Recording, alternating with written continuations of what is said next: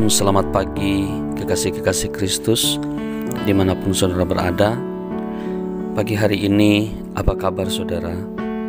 Saya percaya bahwa saudara ada di dalam keadaan yang baik-baik saja karena pemeliharaan Tuhan yang sempurna.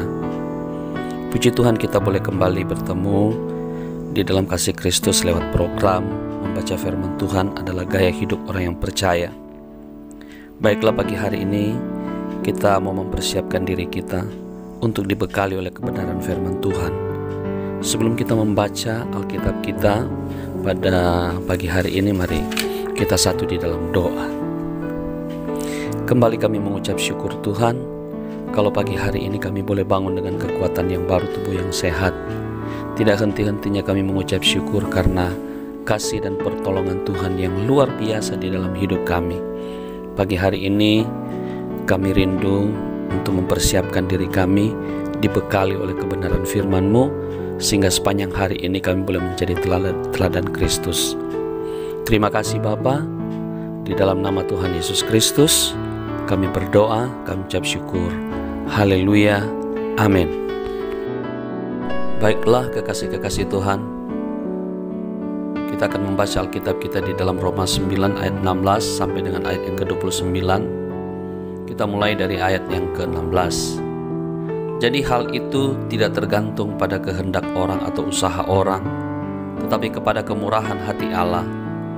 Sebab kitab suci berkata kepada Firaun, "Itulah sebabnya aku membangkitkan engkau, yaitu supaya aku memperlihatkan kuasaku di dalam engkau, dan supaya namaku dimasyurkan di seluruh bumi." Jadi ia menaruh belas kasihan kepada siapa yang dikehendakinya, dan ia menegarkan hati siapa yang dikehendakinya. Sekarang kamu akan berkata kepadaku, jika demikian, apalagi yang masih disalahkannya? Sebab siapa yang menentang kehendaknya? Siapakah kamu, hai manusia? Maka kamu membantah Allah. Dapatkah yang dibentuk berkata kepada yang membentuknya, mengapa engkau membentuk aku demikian? Apakah tukang periuk tidak mempunyai hak atas tanah liatnya untuk membuat dari gumpalan yang sama suatu benda untuk dipakai guna tujuan yang mulia, dan satu benda lain untuk dipakai guna tujuan yang biasa? Jadi, kalau untuk menunjukkan kemurkaannya dan menyatakan kuasanya, Allah menaruh kesabaran yang besar terhadap benda-benda kemurkaannya yang telah disiapkan untuk kebinasaan, justru untuk menyatakan kekayaan kemuliaannya atas benda-benda belas kasihannya yang telah dipersiapkannya untuk kemuliaan, yaitu kita yang telah dipanggilnya bukan hanya dari antara orang Yahudi, tetapi juga di antara bangsa-bangsa lain, seperti yang difirmankannya juga dalam kitab Nabi Hosea, yang bukan umatku akan kusebut umatku, dan yang bukan kekasih, kekasih. Dan di tempat di mana akan dikatakan kepada mereka, kamu ini bukanlah umatku, di sana akan dikatakan kepada mereka, anak-anak Allah yang hidup.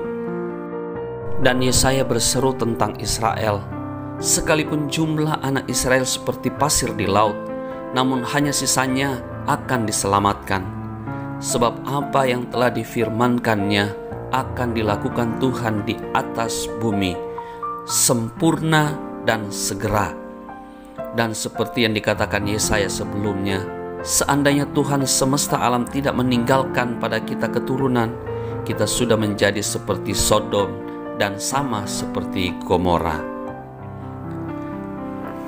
Amin untuk kebenaran firman Tuhan yang sudah kita baca pada pagi hari ini, dan yang menjadi ayat perenungan kita ambil di dalam ayat yang ke-27 yang berkata, dan Yesaya berseru tentang Israel, sekalipun jumlah anak Israel seperti pasir di laut, namun hanya sisanya saja akan diselamatkan. Saudara-saudara yang dikasihi Tuhan Yesus Kristus, judul kebenaran firman Tuhan kita pada saat ini adalah yang masih tersisa. Kalau kita membaca di dalam kebenaran firman Tuhan pada pagi hari ini, kita melihat bahwa status orang Israel berubah drastis ketika Allah dengan kuasanya membawa mereka keluar dari tanah Mesir. Mereka yang dahulu yang dijuluki dengan budak, diangkat Allah menjadi umat pilihannya. Status baru itu menandai sebuah hubungan yang begitu dekat antara Allah dan bangsa itu, yaitu bangsa Israel.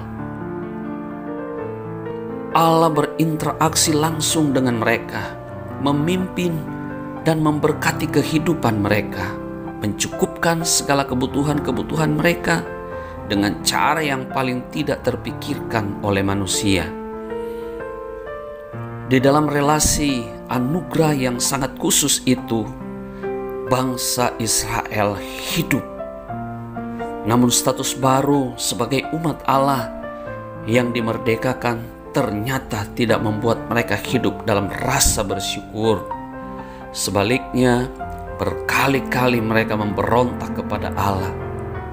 Pemberontakan berulang kali itulah yang akhirnya membuat Allah harus membinasakan sebagian besar dari mereka dan tidak memperkenankan untuk masuk ke dalam negeri yang telah dijanjikan itu. Sebagian besar dari bangsa itu binasa karena kekerasan hati mereka, tetapi masih ada sebagian lagi yang diselamatkan. Dan mereka yang diselamatkan inilah yang disebut sebagai bagian yang masih tersisa. Saudara yang dikasihi Tuhan, sebagian yang masih hidup ini diselamatkan semata-mata karena anugerah Tuhan.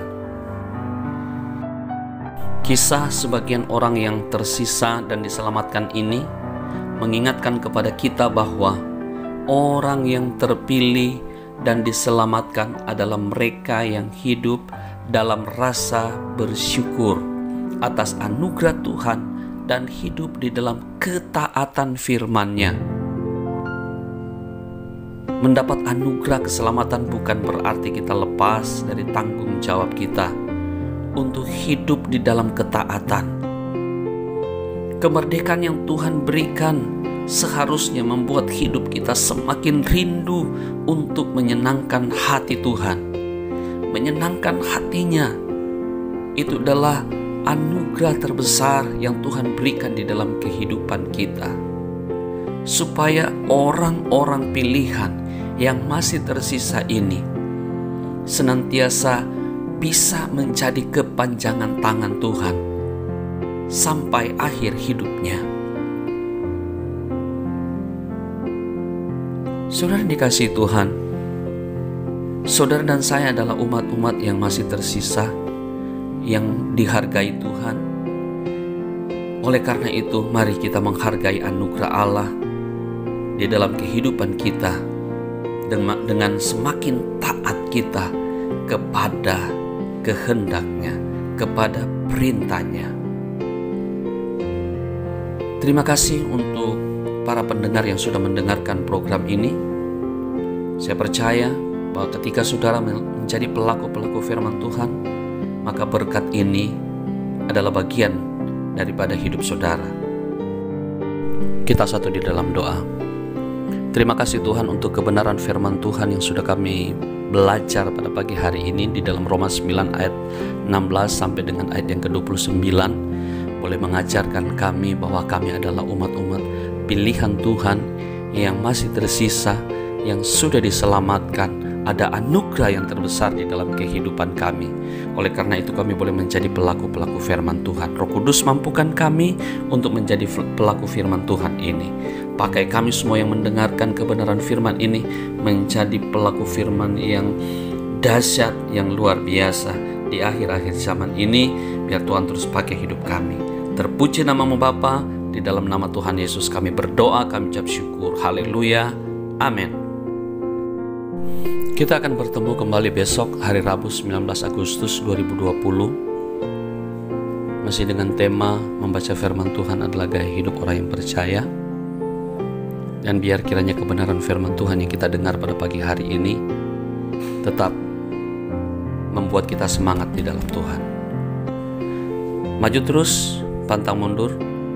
Tuhan Yesus memberkati kita. Shalom.